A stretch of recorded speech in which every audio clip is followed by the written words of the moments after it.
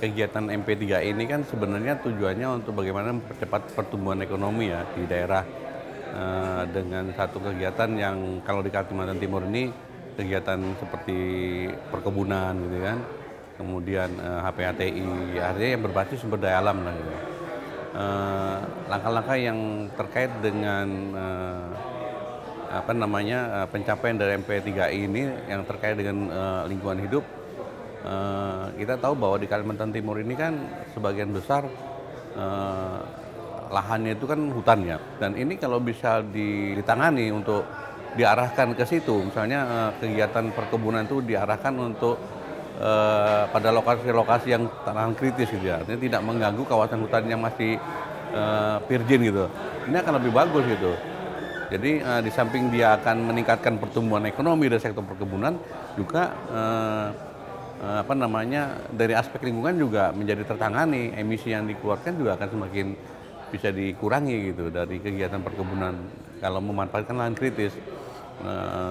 Kita tahu bahwa contoh-contoh banyak dilakukan oleh masyarakat pada lahan kritis itu cukup baik pertumbuhannya itu untuk tanaman-tanaman sawit maupun tanaman-tanaman karet gitu.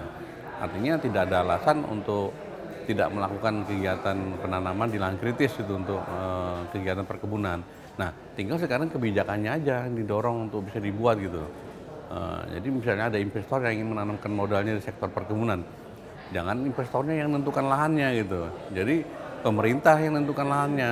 Jadi ditunjuk lahan-lahan yang memang persiapkan untuk investasi perkebunan dan lahan itu kritis gitu.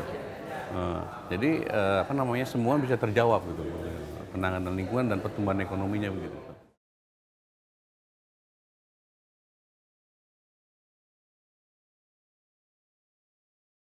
Tujuan dari diskusi tadi itu kan memang sebetulnya kita ingin melihat mengeksplor inisiatif-inisiatif yang ada dalam rangka untuk di satu sisi kita ingin meningkatkan atau paling tidak mempertahankan pertumbuhan ekonomi, di sisi lain juga kita ingin melakukan perbaikan-perbaikan atas resiko dampak lingkungan, terutama mungkin emisi karbon misalnya, salah satunya. Nah, kalau yang penting di sini adalah sebenarnya kita mesti mengeksplor inisiatif-inisiatif yang itu bisa langsung direspon oleh sektor bisnis ya, karena memang ini yang bisa lebih cepat lebih cepat terrealisasikan daripada kita berharap misalnya inisiatif-inisiatif yang sepenuhnya ada di tangan sektor publik atau pemerintah gitu. Kelihatan ada dua paling tidak ide yang menurut saya potensial untuk ditindaklanjuti.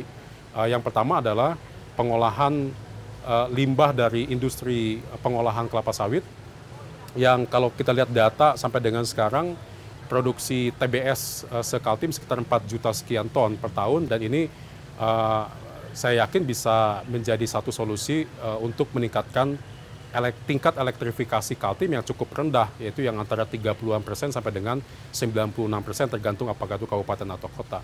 Dan ini solusi yang menarik karena kebanyakan pabrik kelapa sawit kan ada di daerah remote area yang kebanyakan memang tidak terjangkau oleh PLN ya. Dan ide yang kedua yang penting juga untuk ditindaklanjuti adalah pemanfaatan lahan kritis untuk perluasan perkebunan kelapa sawit dan HTI. Kalau tadi juga, tapi yang menarik juga tadi dalam diskusi misalnya dibilang bahwa kebanyakan lahan kritis dimiliki oleh masyarakat, tapi justru kalau menurut saya ini justru peluang juga bagaimana agar ke depan baik HTI maupun kebun sawit itu tidak lagi dimiliki oleh perusahaan besar, tetapi justru dimiliki oleh masyarakat. Investor itu sebaiknya fokus kepada processingnya daripada penanamannya. Dia lebih baik fokus pada off-farm daripada di on-farm begitu. Nah, dengan begitu di satu sisi kita bisa memecahkan persoalan lingkungan, karena kalau lahan kritis ditanami baik tanaman HTI maupun tanaman sawit, itu berarti kan lebih banyak sink karbon yang dilakukan daripada emisi yang dikeluarkan.